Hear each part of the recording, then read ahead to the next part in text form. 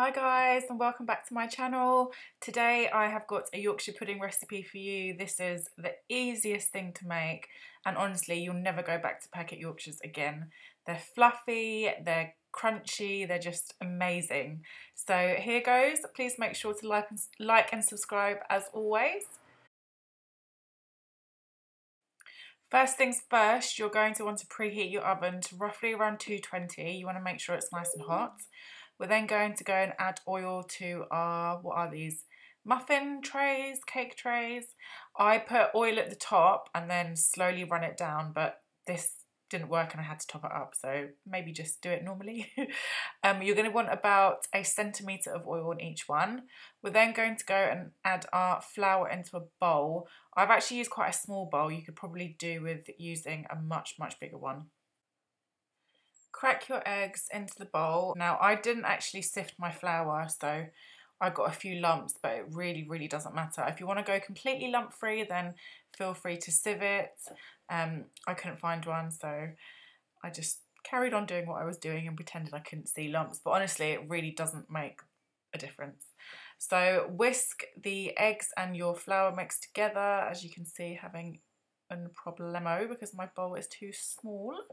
And then you're going to gradually add your milk in. Do this slowly so it mixes easier, and then you just want to keep whisking this until it's pretty much lump free, or in my case has a few floaters, but we are not going to let that stop us. So carry on whisking, and as you can see the texture of it starts to get a little bit runnier. You don't want this mixture to be too runny, so make sure you're constantly watching it as you're whisking it. You want to, once the mixtures and the milk is fully incorporated, you want to get a spoon and you want to stick this into your batter, and the batter should stick to the spoon. It will drip off, but it needs to be enough to coat the back of the spoon so that you can't really see any metal. Should look like this. Obviously, if you sieve your flour, it will be this minus the lumpy bumpies. Then going to go and season your mixture.